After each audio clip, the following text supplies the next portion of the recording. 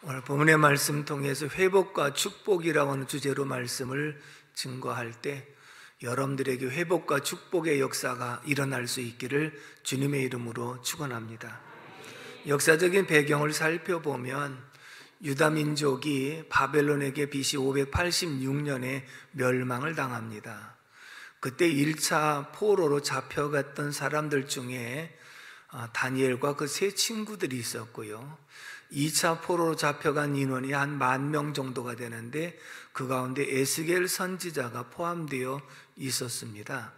에스겔 선지자는 22년 동안 바벨론에서 포로 가운데에서 선지자의 역할을 감당했는데 환상의 계시를 통해서 이 하나님의 계시를 받고, 그래서 에스겔서에 보면은 환상의 계시들이 여러 개 나옵니다. 그러면서 에스겔 선지자를 통해서 이 에스겔서를 기록한 목적이 무엇이냐면, 너희가 바벨론의 포로를 당하고 이렇게 멸망을 당한 것은 너의 죄악 때문에 그런 것이다 하고 회개를 촉구하는 일을 위해서 에스겔서를 기록했다고 되어 있고, 또 한 가지는 하나님은 예루살렘에만 계신 하나님이 아니라 바벨론에도 계시고, 그리고 전 세계 우주 만물 가운데 무소부재하신 하나님이시다. 그러니 우리가 바벨론에 있을지라도 하나님을 의지하고 섬겨야 된다, 이것을 강조하고 있고, 또 한 가지는 어떤 말씀이냐면 포로된 유다 민족들에게 반드시 하나님께서 회복과 구원을 베풀어 주신다, 소망의 메시지를 주신 거예요. 그래서 앞에 37장에서 어떤 환상을 보여주느냐면, 에스겔 골짜기로 데리고 가서 마른 뼈들을 수없이 널려 있는 마른 뼈들을 보게 합니다. 인자야, 이 뼈들이 능히 살 수 있겠느냐? 주께서 아십니다. 그리고 하나님께서 말씀할 때 그 말씀을 대언할 때 뼈와 뼈들끼리 움직여서 붙고, 그리고 살아있는 이스라엘의 군대가 되더라. 그런 환상을 보여줬어요. 다시 말하면 회복의 환상이었죠. 이스라엘 민족 회복시켜 준다고 하는 환상을 보여줬던 모습을 보게 되고요, 오늘 이 말씀 속에서도 성전 동편에서 흘러나오는 이 물이 계속 흘러가는 곳마다 회복하고 살아나는 역사가 있는 모습을 봅니다. 자, 이 말씀을 준비하면서 요즘에는 3D 기술이 있어가지고요, 꽃들도 초고속으로 이게 촬영을 해가지고 이 봉우리에서부터 꽃 피는 장면을 쫙 이렇게 비춰 줄 수 있지 않습니까? 다시 말하면 그런 것을 상상해 보면 성전 동편 쪽에서부터 흘러나오는 물이 가는 곳마다 풀이 돋아나고 꽃이 피고 또 열매를 맺고 과목의 열매를 풍성하게 맺는 이 물이 쫙 들어가면서 쫙 피어나고 살아가는 그런 모습 한번 상상해 보면 좋을 것 같은데 저 혼자만 상상해서 죄송합니다. 오늘 본문 1절 2절을 한번 같이 읽어볼까요? 1절 2절 말씀 시작. 그가 나를 데리고 성전 문에 이르시니 성전의 앞면이 동쪽을 향하였는데 그 문지방 밑에서 물이 나와 동쪽으로 흐르다가 성전 오른쪽 제단 남쪽으로 흘러내리더라. 그가 또 나를 데리고 북문으로 나아가서 바깥길로 꺾여 동쪽을 향한 바깥 문에 이르시기로 본즉 물이 그 오른쪽에서 스며 나오더라.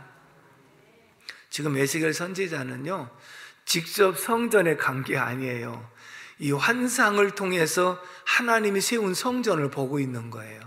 그 성전 동쪽에서부터 문지방 밑에서 물이 흘러나오는 것을 보았는데 북쪽으로 데리고 가고 남쪽으로 데리고 가고 그러면서 보니까 계속해서 그 물이 흘러나오는 거예요. 여러분, 만약에 실제적인 물이었다고 한다면 이 성전은 오래가지 못하고 무너질 수밖에 없지요. 성전 밑에서 흘러나오는 물이 있으면 물이 나올 때마다 이 침식작용이 일어나갖고 기초가 흔들려서 무너질 수밖에 없잖아요. 근데 이 물이 어느 정도 나오느냐 하면 지금 시내를 흐르고 강을 흐르고 바다에 들어갈 정도로 엄청난 양의 물이 흘러나오고 있는 것을 보면 보통 물은 아니구나 라고 하는 것을 우리는 분명하게 알 수 있는 줄로 믿습니다. 일단 이 환상 가운데 보여주는 것은 성전 동쪽 문에서부터 흘러나오는 이 물이 계속 시내로 강으로 흘러 들어가는 곳마다 살아나고 회복되는 역사가 있다는 것을 분명하게 보여주고 있는 줄로 믿습니다. 그렇다면 우리에게 어떤 교훈을 주는가? 첫 번째는 따라서 합시다. 소망 없는 유다 민족에게 회복을 약속한다. 소망 없는 유대 민족에게 회복을 약속한다. 왜 소망이 없느냐? 전쟁에서 패배를 하고 수많은 사람들이 죽었습니다. 그리고 장정들은 다 포로로 끌려갑니다. 남아있는 사람들은 부녀자들, 아이들밖에 없었습니다. 그런 이 전쟁의 폐허를 복구하고 회복한다는 것은 보통 힘든 일이 아니죠. 더군다나 장정이 있는 것도 아니니까. 그러니까 남아있는 사람은 남아있는 사람대로 고통 가운데 있고, 그리고 포로로 끌려간 사람은 70년 동안 포로 생활을 계속 이어갖고 있기 때문에 예루살렘에 남아있는 사람들도 소망이 없고, 또 포로로 끌려간 사람도 소망이 없어요. 그런데 이 물이 어디로 흘러 들어가고 있느냐? 이렇게 소망이 없는 광야와 같은, 그리고 막막하기 짝이 없는 이러한 사막으로 물이 흘러 들어가는 것처럼 소망이 없는 유다 민족들에게 생명수 강이 흘러 들어가기 시작하는 줄로 믿습니다.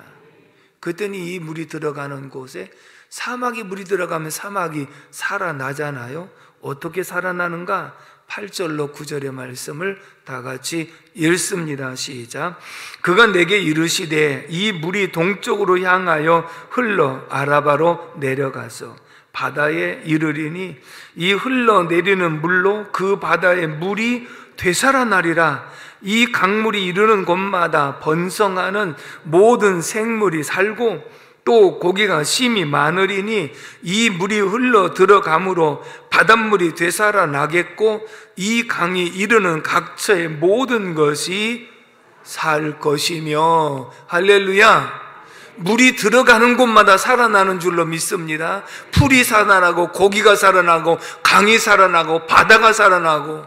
그렇다면 이 물이 보통 물이 아닌데, 그러면 마른 뼈들이 살아나는 것처럼, 마른 땅, 쓸모없는 땅이 살아나는 것처럼 이 인류 역사 가운데 생명수가 들어가는 이곳에 회복의 역사가 일어난다. 그렇다면 이 말씀이 이루어지는 과정을 보면 마태복음 24장이 종말장이라 그렇게 제가 소개를 해드렸죠. 그래서 예수님 제자들이 예수님에게 물어봅니다. 어느 때에 이런 일이 있겠사옵나이까? 라고 물을 때 예수님은 말씀하실 때에 앞산이 예루살렘 멸망, 뒷산이 우주적인 종말 동시에 바라보는 거예요. 우리가 앞산이 높아서 가리워지면 뒷산을 못 보잖아요. 그런데 멀리서 보면 앞산도 보이고, 여러분들 앞산을 딱 쳐다보면 어느 산이 보여요? 덕산. 덕산 보여요. 그리고 먼 산은 어디 보여요? 작동산. 그 산이 작동산인지는 모르겠지만, 그래서 우리가 멀리 보면 옥상에 올라가서 보면 앞에 덕산 초등학교도 보이고, 그리고 저기 멀리 작동산도 보인단 말이에요. 그러면 예수님께서 앞산은 예루살렘 멸망을 바라보시고 뒷산은 우주적인 종말을 바라보시면서 말씀을 하셨어요. 근데 마지막 종말에 대한 공통점을 가지고 있어서 앞산인 예루살렘 멸망이 주 70년에 이루어져서 그 당시에 100만 명 이상이 죽었거든요. 엄청난 하나님의 심판이었던 그런 모습을 보게 되는데, 그래서 주의 종말이 1차적으로 예루살렘 멸망으로 하신 말씀이 이루어졌고, 우주적인 종말은 아직 이루어지지 않은 줄로 믿습니다. 그러면 에스겔 선지자를 통해서 환상으로 동편 문지방에서 나오는 물이 들어가는 곳마다 회복하고 번성하는 역사가 있는데 1차 압사는 어떤 것을 의미했는가? 그것이 바로 유다 민족이 바벨론으로부터 포로에서 해방받는 일인 줄로 믿습니다. 시편 126편 1절로 2절의 말씀을 같이 한번 읽어봅니다. 시작. 여호와께서 시온의 포로를 돌려보내실 때에 우리는 꿈꾸는 것 같았도다. 그때 우리 입에는 웃음이 가득하고 우리 혀에는 찬양이 찼었도다. 그때의 문 나라 가운데에서 말하기를 여호와께서 그들을 위하여 큰 일을 행하셨다 하셨도다. 아멘. 할렐루야. 먼저 바벨론에서 포로로 다시 귀환되는 장면을 보면서 우리는 꿈꾸는 것 같았도다.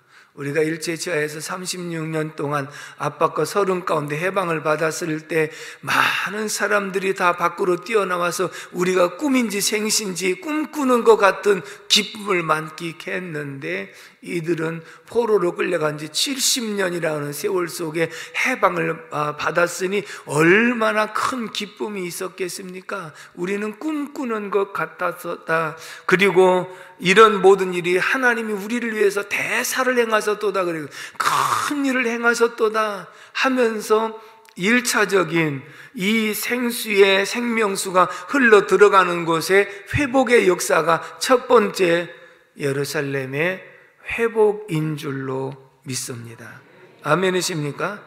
그래서 이 말씀을 적용해 보면 여기서 나오는 물은 곧 따라서 합시다. 복음, 말씀. 아멘이시죠? 그냥 물이 아니고요. 성전 동편문은 지금도 우리가 성지에 가가지고요, 감람산에서 예루살렘 성전을 바라보거든요. 그런데 이 감람산에서 이 예루살렘 성전을 바라보면 바로 정면으로 보이는 쪽이 동편문입니다. 동편문은 왕만 출입할 수 있는 문이었고 결국은 메시아만 출입하는 문이었기 때문에 지금은 계속 굳게 닫혀 있을 뿐이라는 거예요. 동편문은 바로 하나님의 문이다 이렇게 표현하고 있거든요. 근데 이 동편문에서 문지방에서부터 물이 솟아나오고 있다고 하는 것은 하나님의 이 복음의 말씀은 하나님께로부터 나온 것이며 예루살렘에서부터 시작되는 말씀인 것을 우리에게 나타내주고 있는 줄로 믿습니다. 그런데 이 복음이 들어가는 곳마다 소성케 되어진다 그렇게 표현했는데, 소성하다고 하는 이 말씀의 의미는 따라서 합시다. 고치다, 치료하다. 하나님의 복음이, 하나님 말씀이 들어가는 곳마다 소성케 돼요. 회복하게 돼요. 고침을 받게 돼요. 살아나게 돼요. 그래서 이 복음이 들어가는 곳에 이러한 역사가 있음을 우리에게 말씀해 주고 있는 줄로 믿습니다. 이 말씀이 메시아를 통해서 성취가 됐는데 이 땅에 예수님이 오셔서 십자가에서 고난을 받으시고 부활하심으로써 우리에게 구원을 완성하셔서 완성된 이 복음이 증거되고 전파되는 곳마다 소성케 되어지고 회복하게 되어지고 고침을 받고 살아나는 역사가 있게 되는 줄로 믿습니다. 근데 예수님이 오셨을 당시에도요, 백성들의 마음을 이렇게 말씀하고 있는데, 요한복음 1장 10절에서 11절의 말씀을 한번 읽어봅니다. 시작. 그가 세상에 계셨으며 세상은 그로 말미암아 지은 바 되었으되 세상이 그를 알지 못하였고 자기 땅에 오매 자기 백성이 영접하지 아니하였으나. 아멘. 예수님이 이 땅에요 생명수로 오셨거든요. 근데 자기 땅에 오셨음에 백성들이 알지 못해. 그리고 예수님이 오셨지만은 전혀 예수님을 영접하지 아니했어요. 그래서 예수님 당시에 살고 있었던 유대 민족을 가리켜서 뭐라고 표현했느냐면 광야와 같다 표현한 거예요. 누가? 세례 요한이 나는 광야에서 외치는 자의 소리로라, 이렇게 고백을 했거든요. 그러면 세례 요한이 직접 광야에서도 외쳤지만 그 광야의 의미는 무엇이냐면 예수님이 자기 땅에 오셨음에 알아보지도 못하고 예수님이 자기 땅에 오셨음에 영접하지도 않고, 다시 말하면 유대인들의 마음은 강팍하기 짝이 없는 광야와 같은 마음들을 가지고 있었다. 그런데 이렇게 광야와 같이 쓸모없는 땅에 생명수 강수가 흘러 들어가 복음이 흘러 들어가기 시작하니 회복하고 살아나는 역사가 있게 되었다. 할렐루야. 언제부터? 예수님 승천하시고 성령이 강림하셔서 예수님 말씀하시기를 너희가 아버지의 약속하신 것을 예루살렘 떠나지 말고 기다려라. 그래서 기다려서 기도하는 가운데 성령이 강림하셨는데 예수님 말씀한 대로 오직 성령이 너희에게 임하시면 너희가 권능을 받고 예루살렘과 온 유대와 사마리아와 땅끝까지 이르러 내 증인이 되리라. 이 말씀은 생명수의 강이 이제는 예수의 고난과 부활을 통해서 완성된 이 복음이 성령 받은 사도들을 통해서 이 물이 흘러 들어가는 거예요. 예루살렘에 흘러 들어갔더니 하루에도 3,000명, 5,000명 살아난 줄로 믿습니다. 온 유대에 더 놀라운 부흥의 역사가 일어납니다. 사마리아에도 예수 믿게 되어지고 이방인들도 돌아옵니다. 로마로 향하여 로마가 국교로 기독교를 삼습니다. 그러면서 유럽을 통해서, 미국을 통해서, 대한민국을 통해서 전 세계로 복음이 흘러 들어가는 모습을 에스겔 선지자는 환상으로 본 거예요. 동편 문지방에서 흘러나오는 이 물이 동서남북으로 흘러서 일천전에 가서 건너게 하시는 발목에 이르고 또 무릎에 이르고 허리에 이르고 헤엄할 물이 점점점 흘러 들어가는 이 모습 속에는 회복의 역사가 일어나고 양쪽에서는 살아나는 역사가 일어나고 강에도 물고기가 많아지고 바다가 살아나고 회복하는 역사가 일어나는 이 광경이 메시아를 통해서 온전하게 성취되고 있는 줄로 믿습니다. 아멘이십니까? 결국은 전 세계적으로 생명수 같은 이 복음이 전파되는 곳마다 이런 역사가 일어난다는 것을 보여주고 있거든요. 자, 이것은 이제 전체적인 것이고, 아무리 그런 역사가 일어나도 개인적인 그런 체험이 필요하잖아요. 개인적인 체험은 이렇게 말씀합니다. 요한복음 4장에 수가성 여인을 예수님 만나십니다. 그리고 예수님이 이렇게 말씀하십니다. 내가 주는 물은 영원히 다시 목마르지 아니하다. 이렇게 말씀합니다. 주여, 그런 물이 어디 있습니까? 내게도 주소서.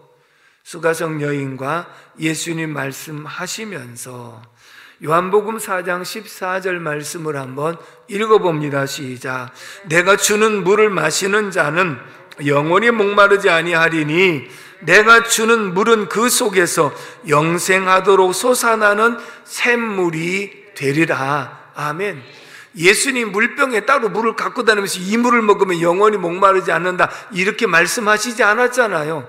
그러면 여기서도 예수님 말씀하신 것은 에스겔 선지자가 보았던 성전 동편 문지방에서 솟아나는 물, 복음, 말씀, 이것을 먹으면 영원히 목마르지 아니하다. 주여, 그런 물을 내게도 주소서.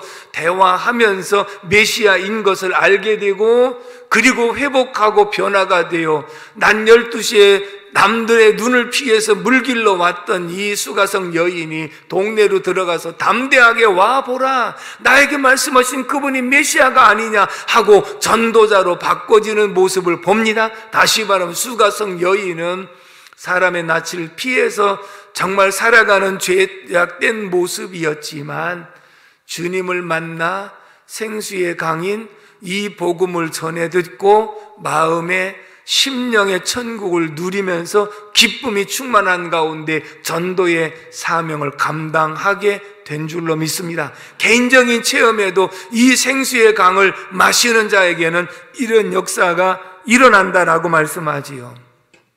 요한복음 7장 37절도 말씀 한번 보겠습니다. 시작.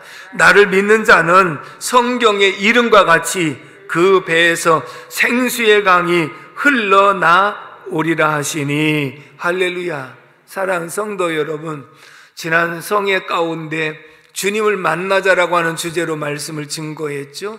주님을 만난다고 하는 것은 하나님의 살아계신 것을 체험하는 것, 내가 죄인된 모습이라는 것을 고백하고 회심의 역사가 바로 주님을 만나는 것인데, 주님을 만난 자의 심령은 지금까지 한 번도 경험해 보지 못했던, 정말 주님으로 만족하고 주님으로 기뻐하는 이 생수의 강을 심령에서 체험함으로 심령의 천국을 누리고 사는 사람들의 모습을 말하고 있는 줄로 믿습니다. 오늘 우리는 예수를 영접했고, 그리고 주님을, 살아계신 주님을 인격적으로 만난 우리들 속에는 이 문지방에서부터 나오는 생수의 강을 마신 사람이며, 주님으로 기뻐하고 주님으로 날마다 즐거워하는 삶을 살아가는 사람은 이 맛을 본 사람들인 줄로 믿습니다. 회복이 된 줄로 믿습니다. 구원의 역사가 일어난 줄로 믿습니다. 그러므로 오늘 저와 여러분들은 이미 에스겔 선지자를 통해서 환상으로 보여줬던 이 말씀이 오늘 우리들에게도 적용이 되어진 줄로 믿습니다. 심령의 천국을 누리고 살아가는 사람이 믿음의 사람이고, 이 사람이 바로 이 말씀을 적용받은 모습인 줄로 믿습니다. 두 번째, 12절의 말씀을 다 같이 읽어봅니다. 12절 말씀 시작. 강 좌우가에는 각종 먹을 과실나무가 자라서 그 잎이 시들지 아니하며 열매가 끊이지 아니하고 달마다 새 열매를 맺으리니 그 물이 성소를 통하여 나옴이라. 그 열매는 먹을만하고 그 잎사귀는 약 재료가 되리라. 아멘. 따라서 합시다. 영육간에 축복이 따라온다. 여러분 한번 생각해 보세요. 이 생명수의 말씀이 들어가는 곳마다 회복한다고 그랬잖아요.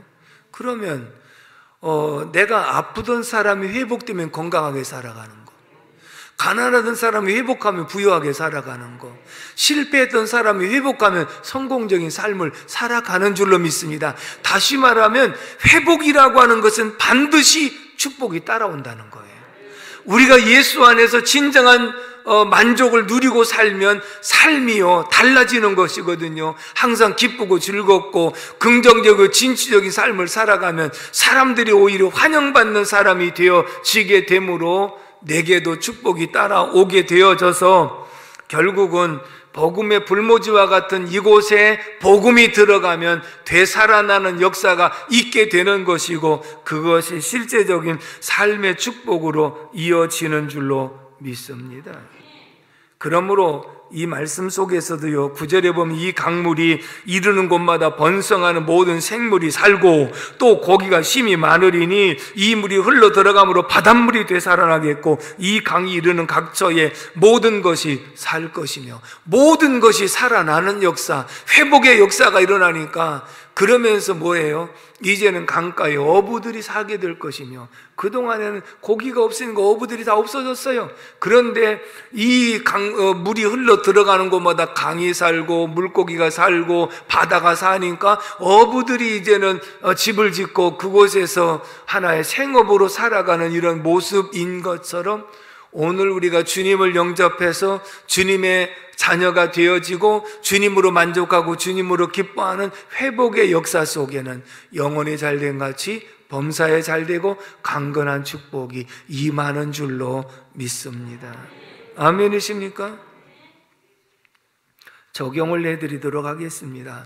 제가 시골서 자라면서 초등학교 다닐 때부터 학교 갔다 올 때 와서 농번기가 되면 아버지 어머니 심부름을 하면서 논밭으로 가는 경우들이 참 많았죠. 그러면서 자랐는데, 이제 옛날 보릿고개 시절에 정말 먹고 살기 어렵고 쌀이 귀하니까요, 밭을 일부 파내가지고 논으로 만들었어요.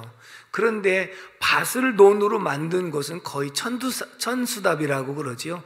비가 와야만 뭐를 심을 수 있는 거예요. 그러니까 뭐를 심어야 되는데 비가 안 오니까 논에 물이 고이질 않으니까 무슨 물을 근방에 많이 있으면 퍼서 한다 하지만 전혀 그렇지 못하니까 늦게 해서 뭐를 심을 때가 많아요. 근데 뭐는 심었는데 이제 계속 가뭄이 지속되니까 물이 말라가기 시작하는 거예요. 그러면 겨우 뿌리가 내린 그런 상황에서 논 바닥이 쫙쫙 갈라지는데 흔히들 말하는 거북등처럼 갈라진다. 저는 그런 걸 여러 번 봤거든요. 거북등처럼 갈라졌는데 물이라도 좀 적셔준다고 직접 그냥 샘에 가서 물을 길러다가 물통으로 갖다 부었는데 뭐 간에 기별도 안 가는 거지요. 그러니 이 벼는 말라가지고 누르스름하지요. 그 다음에 바닥은 쭉쭉 갈라져 있지요. 참 그게 타들어가는 목마름이라는 것이거든요. 그런데 이런 상황에서 단비가 내린다든지 나중에서 이제 양숙이라는 것을 사와가지고 또 냇가를 깊이 파갖고 물이 있으면 그걸 가지고 이제 이 물을 공급을 하는데요. 양수기로 물을 푸니까요 물이 굉장히 잘 나오잖아요. 그러면 거북등처럼 갈라진 그 사이사이에 물이 쫙 들어갑니다. 점점 채워집니다. 당장은 표시가 안 나지만 하루 저녁만 자고 나면 모들이 싱싱해진 그런 모습을 보게 됩니다. 저는 이 말씀을 준비하면서 그때를 연상을 한 거예요. 결국은 복음의 불모지와 같고, 그리고 인생의 사는 맛을 모르고 인생의 목적을 알지 못하고 살아가는 사람들에게 이 복음의 말씀이 그들 속에 들어가면 강박한 마음, 갈라진 마음, 그리고 타들어가는 고통 속에 있는 사람들에게 이 복음의 말씀은 그들에게 생명수가 되는 줄로 믿습니다. 그들에게 사는 역사가 있게 되는 줄로 믿습니다. 그들에게 회복이 되는 역사가 있게 되는 줄로 믿습니다. 그것이야말로 복 중의 복인 줄로 믿습니다. 하나님 말씀은 살았고 운동력이 있어 우리의 심령과 골수까지 찔러 쪼개면서 우리를 새롭게 하고, 우리가 위급한 상황에 하나님께서 말씀을 보내사 저희를 고치시는도다 라고 말씀을 했으니, 지금도 말씀을 보내사 우리를 회복시켜 주시고, 말씀을 보내사 우리에게 만족을 주시고, 말씀을 보내사 우리를 새롭게 하시며, 이 말씀의 축복이 우리 일생 가운데 가장 중요한 복 중에 복인 줄로 믿습니다. 그러면서 그런 생각이 들었어요. 우리나라 동아건설에서 리비아에 이 대수로 공사를 했거든요. 정말 1차, 2차 공사를 하면서 대성공적으로 끝내는데요. 리비아는 국토의 90%가 사막이랍니다. 그러니까 10%만 온전한 땅이기 때문에, 그래서 그 당시에 카다피 그 대통령이 모든 것을 다 걸고 여기에 맡겼다. 근데 동아건설에서 1차, 2차 공사를 맡았습니다. 그 수로의 크기가 지름이 4m예요.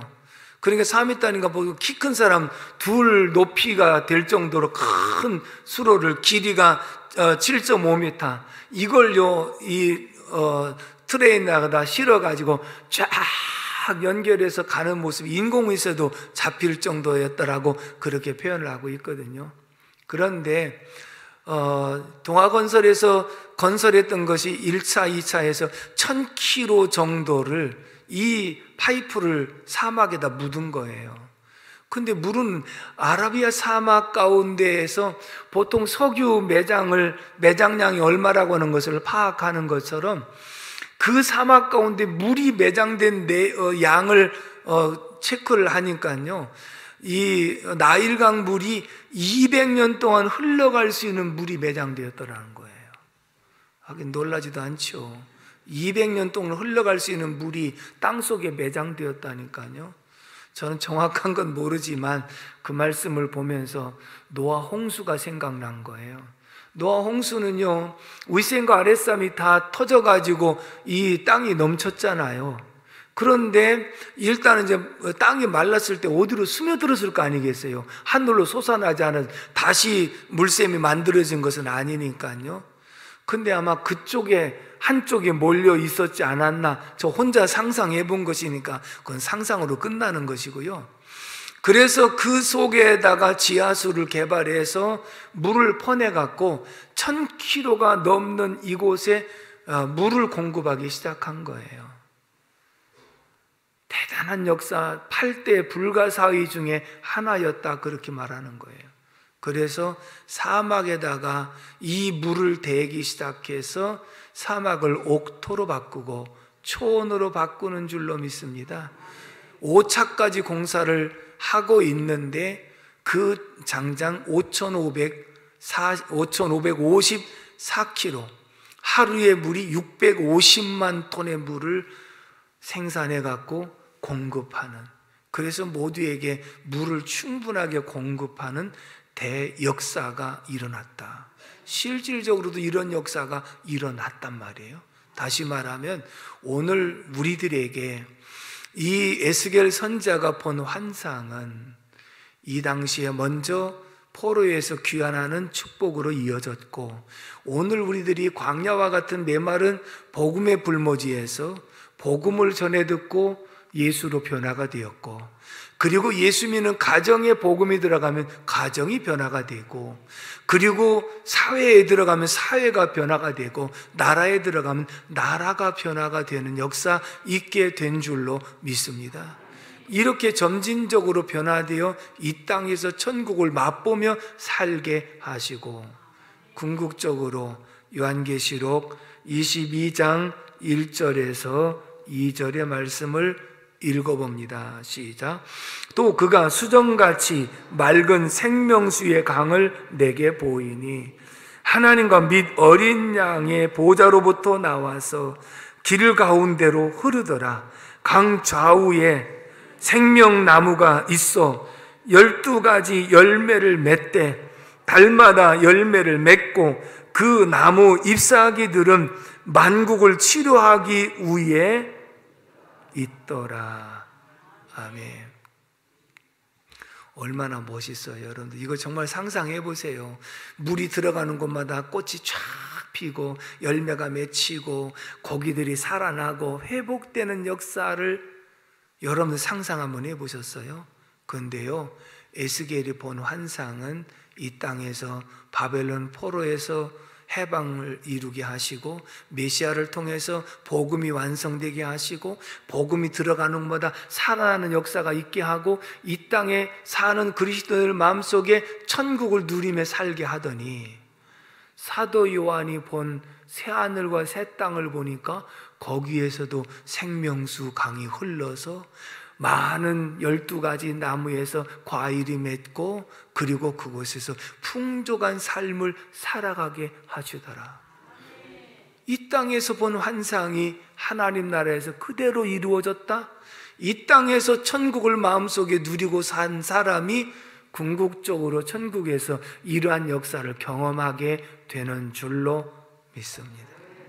사랑하는 성도 여러분, 이 말씀 속에서 우리의 믿음이 회복하면 반드시 따라오는 풍성한 축복이 임하는 줄로 믿습니다. 우리에게 은혜가 회복되면 반드시 따라오는 축복이 있는 줄로 믿습니다. 그러므로 믿음이 회복되고 은혜가 회복되고 건강이 회복되고 물질이 회복되어 하나님의 축복이 따라오는 역사가 있기를 주님의 이름으로 축복합니다. 기도합니다. 고마우신 하나님 아버지, 은혜와 사랑을 진심으로 감사를 드립니다. 오늘도 하나님께서 우리에게 말씀 통하여 깨달음을 주시고, 정말 성전 동편 문지방에서 흘러나오는 생수가 복음의 말씀인 것을 알게 도와주시니 감사합니다. 사막과 같은 강팍한 마음 속에라도 복음의 말씀이 흘러 들어가기만 하면 회복하고 살아나는 역사가 있게 되며 궁극적으로 새하늘과 새 땅에서 이 생명수 강가에 거닐면서 살아가는 축복이 있음을 나타내 주시니 감사합니다. 믿음이 회복되게 하시옵소서. 은혜가 회복이 되게 하여 주시옵소서. 건강이 회복이 되게 하여 주시옵소서. 물질이 회복이 되게 하여 주시옵소서. 모든 것이 회복이 되게 하여 주시옵소서. 예수님의 이름으로 축복하며 기도합니다. 아멘.